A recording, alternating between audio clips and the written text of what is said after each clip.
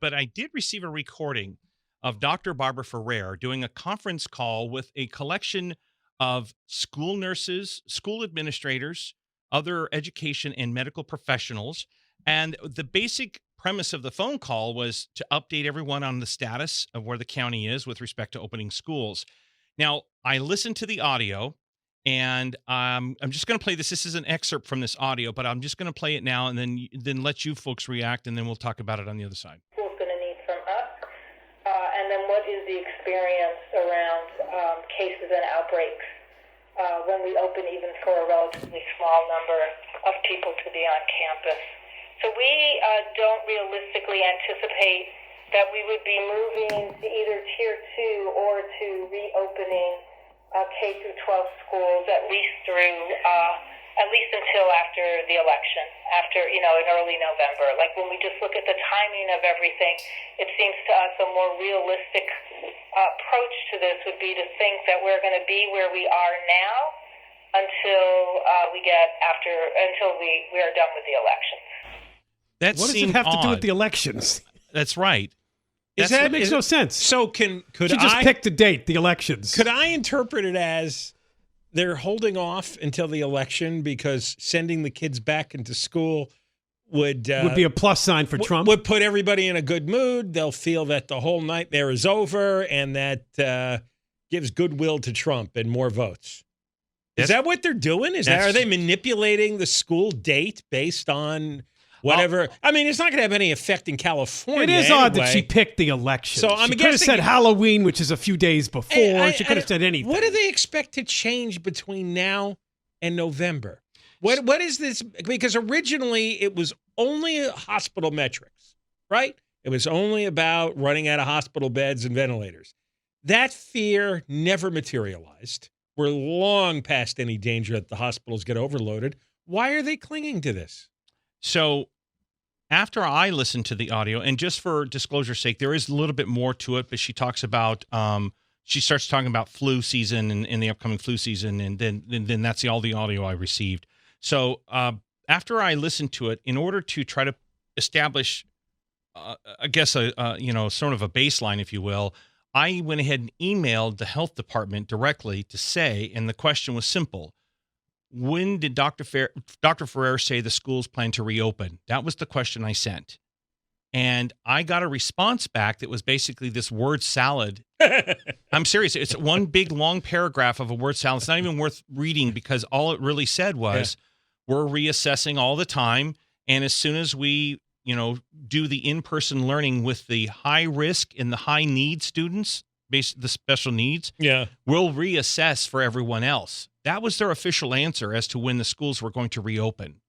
So they're not even committing to an election day possibility. Right. So the health department official statement does not jive with the health director. And that's all I was trying to establish. Now, if they had said something like, well, we're targeting early November, then then the story would have been schools are opening early November because then everyone's on the same track. What caught my attention on this was that she said election not just once, but she says it twice. Now, it could very well be a benchmark, a simple benchmark. But then I'm looking back at the math and the timings. If you look at what Orange County's getting ready to do, and I heard Corbin Carson's story about it today, which verifies that Orange County school districts are reevaluating in 3 weeks. It looks like 3 weeks is going to be the time that things are going to start to move for Orange County. That puts us toward the end of the month of September.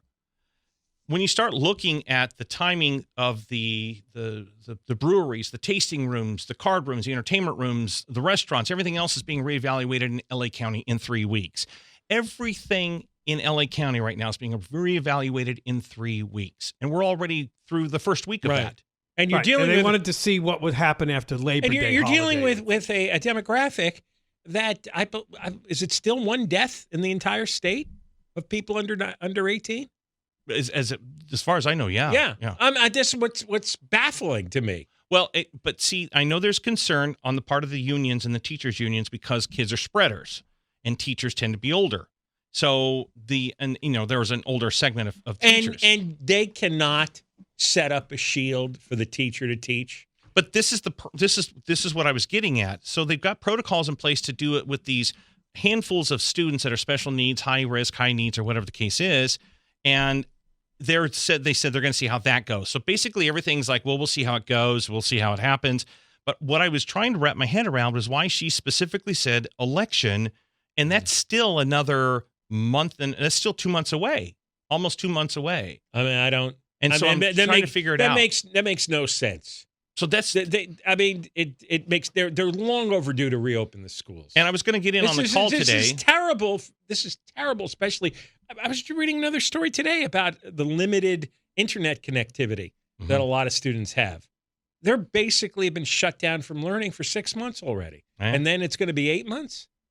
Well, I tried to get in today to ask her on the call, but of course, no, I know. Yeah, I'm number 27. They don't want any intelligent, penetrating questions. So, but that's something to think about because, and here's the other thing too. And I real quickly, I'll just review on this very show we've been going over it since day one. The thing that you have to keep in mind too is what Ferrer has done in her comments that she's made over the course of this pandemic. And her agenda has come through many times. And this is the thing my colleagues and I are talking about. She seems to have gone out of the mainstream of what's, in the totality of what's going on in the county. And she's starting to get very specific on agendas, like on political agendas. You can tell when she talks, it took her, a week or so before she would admit that protesters were part of the spread. Of the virus. Oh, no. We had to pressure her to say that. I know. No, she's definitely got a way left bent. So she spends a lot of time social justice, huffing and puffing over the minority breakouts on the cases and everything. So, I mean, every day she goes through a laundry list and bemoans it. Way out of proportion. So this is why now every time she says something like this, I can't help but we have to really tear it. We have to dissect it to make sure it's legit or it's unintentional, whatever. All right, Steve. Very good. Thanks. Thank you. Stick around and give me the gossip that you're giving Ken.